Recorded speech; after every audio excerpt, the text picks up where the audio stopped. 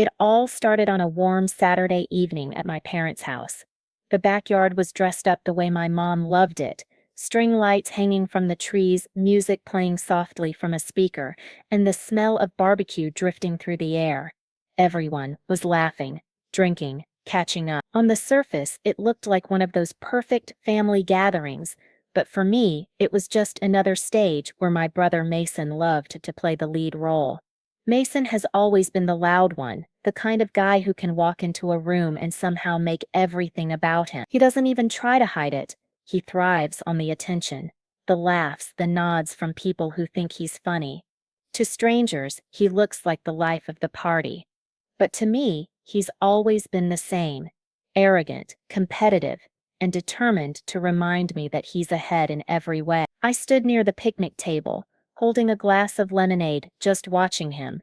He had his arm around his wife, Kendall, flashing that big grin he uses whenever he knows he has an audience. Kendall, of course, was chiming in with her usual polished smile, bragging about their kids and how busy Mason was with his business. My parents nodded politely, but I could tell even they were tired of hearing it for the 10th time. Still, nobody ever said anything. It was just easier to let Mason have his moment. I kept my distance. That's usually how I deal with him. I've learned that if I stay quiet, keep my head down, and just focus on enjoying the night, I can survive these family events without drama. But Mason, he has a way of pulling me back into his little spotlight, whether I want to be there or not. Harper, Mason's voice carried across the yard, loud enough that people turned their heads. Don't look so serious, sis. It's a party. He raised his glass like he was on stage. Some of his friends chuckled. I gave him a small smile. The kind you give when you don't want to start something. That's the thing about Mason. He knows exactly how to get under my skin. Ever since we were kids, it's been the same game. Who's smarter? Who's faster? Who's better? When he got married young, he rubbed it in my face like he'd won some kind of prize. And when I stayed single, he treated it like proof he was winning. I sipped my drink and told myself not to rise to it. Not with my parents watching, and definitely not with half the neighborhood standing around. But deep down, I could already feel it, the tension, that mix of anger and dread in my stomach. Mason was warming up, and I knew he wasn't done. That night, I had promised myself I wouldn't let him ruin my peace again. I didn't know it yet, but this time, things weren't going to end the way Mason expected. Not even growing up with Mason as my older brother was like living in a constant competition that I never signed up for. From the time we were little, everything was a race. If I got an A on a test, he'd remind everyone he got an A+. If I made the soccer team, he'd brag about scoring more goals. Even at family dinners, he turned the smallest things into contests. Who could eat faster? Who could tell the funniest story? Who could get the loudest laugh? He always needed to be first, and he always needed me to know I was second. When Mason got married at 23, the game only got worse. He acted like putting a ring on Kendall's finger made him some kind of king. He would sit at the table, arm draped over her chair, talking about how real men settle down early, while sneaking glances at me. Everyone else would laugh, brush it off, but I felt those words like little daggers. He wasn't just bragging, he was aiming. I used to have a relationship, a serious one. Years back, I was with someone I thought I'd build a future with, but it ended badly, and when it did, Mason made sure everyone remembered it. Poor Harper, he'd say, shaking his head with fake sympathy. She just can't catch a break.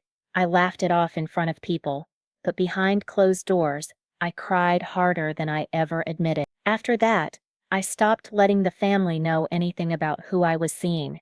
It wasn't worth the gossip. It wasn't worth giving Mason ammunition. Then, out of nowhere, I met Elliot. We weren't set up. We didn't meet online. It was one of those ordinary moments that somehow turns into something extraordinary. He was steady, thoughtful, the kind of man who listened more than he talked. He wasn't flashy. He didn't need the spotlight. And for once, I didn't feel like I had to prove myself. With him, I could just breathe. We started dating quietly, not rushing into anything. He met my close friends, but I didn't bring him to family dinners right away. I wasn't ready for Mason to know. Honestly, I wanted something that was mine, untouched by his judgment. Elliot understood. He never pressured me, never complained about keeping things private. That patience made me love him even more. When Elliot proposed, it wasn't in some dramatic way. It was just us, sitting on the hood of his car, looking at the stars. He slid a small ring onto my finger, and I remember laughing through tears, thinking how simple and perfect it was. We agreed to keep it quiet until the right time. And deep down, I knew part of me wanted Mason to find out in a way that he could never twist or take away from me. So while Mason bragged about his picture-perfect life, I carried my little secret close to my heart, and I promised myself, the day he tried to humiliate me again, I'd be ready. This time, the game wouldn't end in his favor. The night was moving along, everyone laughing and eating, when Mason decided it was time to grab the spotlight again. He clinked his glass with a fork, loud enough to make the music pause and the chatter fade. I knew that sound all too well. He was about to make one of his famous toasts. "Here's to family," he said, holding his drink high. "To love, to marriage, to doing things the right way." People smiled, lifted their glasses, the usual polite cheer. But then he glanced at me, and I felt that familiar heat in my stomach. "And of course," he added, grinning wide, "to my little sister Harper, still holding the record for the longest-running single in the Lane family." A couple of his buddies snickered. Kendall hid her laugh behind her. My mom shot Mason a look, but he ignored it, soaking in the attention. I smiled tightly, refusing to let my face show what I was feeling. Inside, though, it burned. He wasn't done. Mason never stopped at one jab. He leaned his elbow on the table and said louder, "Don't worry, sis. There's someone out there for everyone, even if you're pushing 30. He raised his glass again like it was all a harmless joke. I heard someone whisper, "That's cold," but most people just laughed along. That was the thing. Mason had a way of making cruelty sound like comedy, and nobody wanted to be the one to ruin the fun. My chest tightened. Every pair of eyes seemed to flick toward me, waiting to see if I'd laugh it off, or maybe make a joke back. But I kept my mouth shut, my hand steady on the rim of my glass. "Careful, Mason," my dad muttered under his breath. But Mason was in full performance mode. He tapped his glass again and added, "I swear, Harper, if you don't hurry up, we're all going to be celebrating your retirement before your wedding." This time, the laughter was louder. Even some of the neighbors joined in. My cheeks felt hot, my heart pounding, but I didn't let a single expression slip. I'd learned how to hold my ground in moments like this. I wasn't giving him the reaction he wanted. Instead, I slipped my phone from my pocket under the table. My fingers shook, but I typed one word and sent it. Now I put the phone back down, lifted my chin, and let Mason keep running his mouth. His words were still filling the air, but I barely heard them anymore. My focus shifted to the sound of distant tires crunching against the driveway gravel. The timing was perfect. Mason thought he had won, that he'd turned the whole party into his stage again.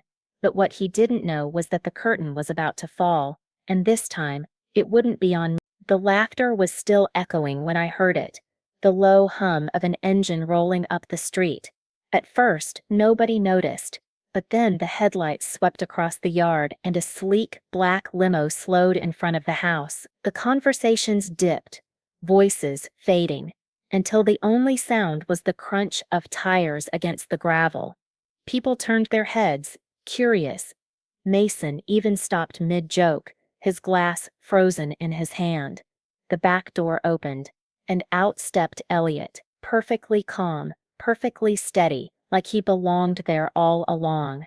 He wore a tailored suit that fit him like it was made just for him, a small bouquet of white roses in his hand. His smile wasn't loud or flashy. It was warm, real, the kind of smile that draws people in without effort. I felt the breath catch in my chest, but I didn't move right away. I wanted everyone else to see it first, to let the moment sink in before I claimed it. "Who's that?" someone whispered behind me. Elliot walked straight toward my parents, "Mr. and Miss Lane," he said, his voice steady, respectful. He handed my mom the flowers, and her face softened instantly. My dad shook his hand with a kind of surprise, like he already knew this wasn't just some casual guest. That's when I pulled the chain from under my collar. Hanging from it was the simple, delicate ring Elliot had given me months ago. With a steady hand, I slid it onto my finger where it belonged. The tiny gasp that ran through the crowd was like music. Mason's eyes widened, his grin slipping for the first time all evening. "Wait," he muttered under his breath. But I heard it clear as day. Elliot stepped beside me, his arm brushing mine. He didn't make a grand speech, didn't play into Mason's game. He simply held my hand, lifted it slightly, and let the ring catch the glow of the string lights. "We're engaged," I said, my voice calm but strong. No theatrics, no gloating, just the truth, the kind of truth that doesn't need dressing up. For a second, silence hung in the air. Then the yard erupted. Cheers, claps, people shouting congratulations. My mom's hands flew to her mouth. My dad raised his glass for a real toast. And a few of Mason's friends slapped each other on the back like they'd just witnessed a plot twist. I caught sight of my friend Sloane pulling out her phone, snapping pictures of Mason's stunned face. His jaw clenched, his skin pale under the lights. He tried to laugh it off, but his voice cracked, making it worse. Elliot leaned down, whispering just for me. "You okay?" I squeezed his hand. More than okay. In that moment, I didn't need to say anything else. The limo, the ring, the cheers, it all spoke louder than Mason's words ever could. The stage he'd built for himself had just crumbled, and for once I wasn't the one standing in the shadow. I was right where I belonged, center, steady, and completely unshaken. The backyard exploded with noise, cheers, clapping, people calling out congratulations from every corner. It was like the air itself shifted, and for once, the spotlight wasn't on Mason. It was on me, on us. I stood there holding Elliot's hand, the ring catching the glow of the lights, and I could feel the energy pouring toward us. People were smiling, leaning in, asking questions all at once. I glanced over at Mason. He was frozen in place, his glass hovering halfway to his mouth, like his brain hadn't caught up yet. His smile was gone, and for the first time in years, he didn't have a comeback ready. His face went pale, and I swear the color drained out of him with every clap of applause that filled the yard. He tried. I'll give him that. He cleared his throat and forced a laugh, loud and awkward. "Wow. Well, that's surprising," he said, voice cracking right in the middle of the word. A couple of people shifted uncomfortably, but the party had already moved on without him. Elliot stepped forward, calm as ever, and offered Mason his hand. "It's good to finally meet you," he said. Mason stared at it for a second too long before giving the weakest handshake I've ever seen. Elliot didn't flinch, he just met his eyes, steady and sure, the complete opposite of Mason's rattled posture. My mom was wiping at her eyes, hugging me tight, whispering, "I'm so proud of you." My dad raised his glass high and said, "Now this is worth a toast." His voice boomed over the crowd, and everyone cheered louder. The music kicked back in, brighter and fuller than before, like the night itself wanted to celebrate. I took the microphone from the table, my hands steady now. "Thank you," I said, looking around at all the faces, friends, neighbors, family. "This isn't about proving anything. It's about timing, about love, about knowing when something is right. Elliot and I chose to keep this to ourselves until it felt perfect. And tonight, it does." The crowd roared again, clinking glasses, laughing, celebrating. But all I saw was Mason standing off to the side, his jaw tight, his smile gone. He looked smaller somehow, like the weight of his own words had finally turned against him. I didn't gloat, didn't rub it in. I just held Elliot's hand and let the night carry us forward. The cheers grew louder. People surrounded us with hugs and congratulations, and Mason was left in the shadows, trying to laugh along but failing miserably. For once, I wasn't the one silenced by his jokes. And standing there, with everyone's joy pouring toward me, I knew I had finally taken back what he'd stolen from me for years: my voice, my dignity, my place. This time, the victory wasn't his, it was. The music came back to life, louder and happier than before. My mom had already pulled Elliot into a hug, my dad slapped him on the back, and the guests crowded around us with questions about the wedding, the proposal, everything. For once, I didn't feel like shrinking into the background. I let them ask. I let them see the smile on my face. It felt good to finally be the center of the story on my own terms. Someone handed me a slice of cake, and I sat down with Elliot and my parents at the picnic table. My mom kept touching my hand, staring at the ring like it was the most beautiful thing she'd ever seen. "You kept this quiet," she said, half laughing, half scolding. I shrugged. "Some things are better when they're just yours for a little while." She nodded, like she understood completely.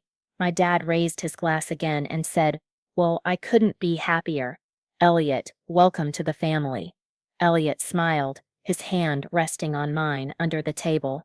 "Thank you, sir. I'm honored." Across the yard, I spotted Mason. He wasn't celebrating. He wasn't even talking. He stood near the shadows by the fence, swirling what was left in his glass, his head slightly lowered. Every now and then, someone would try to pat his shoulder, but he brushed them off, forcing a half smile that never reached his eye. For the first time in my life, Mason looked small. Part of me wanted to walk over, to rub it in the way he had always done to me. But I didn't. I didn't need to. His silence was louder than any joke he'd ever made. He finally understood what it felt like to be the one left out of the laughter. Later, as things began winding down, I passed him by on my way inside to grab my bag. He glanced at me, and for a moment it looked like he wanted to say something, maybe even apologize, but he didn't. He just gave a tight nod and turned away. I stopped, looked at him, and said softly, "Not everything is a competition, Mason." I didn't wait for a response. I didn't need one. That was the boundary I should have set years ago. Back outside, Elliot was waiting by the limo. The driver held the door open, and people gathered around to wave us off like it was some kind of movie ending. I slipped my hand into Elliot's and felt the steadiness in his grip. "You ready?" I smiled, looking back once at the yard, the lights, the laughter, and Mason still standing in the shadows. More than ready. We slid into the limo together, the door closing behind us with a quiet thud. As the car pulled away, I leaned into Elliot's shoulder, finally breathing easy. For once, I wasn't carrying the weight of Mason's words. I was carrying only my own happiness, and that was enough. That night changed everything for me. I finally felt free. If you liked this story, don't forget to like, share, and subscribe for more stories of revenge, drama, and life lessons. And I'd love to hear from you. Share your own experiences in the comments below. This is our space to connect. See you in the next story.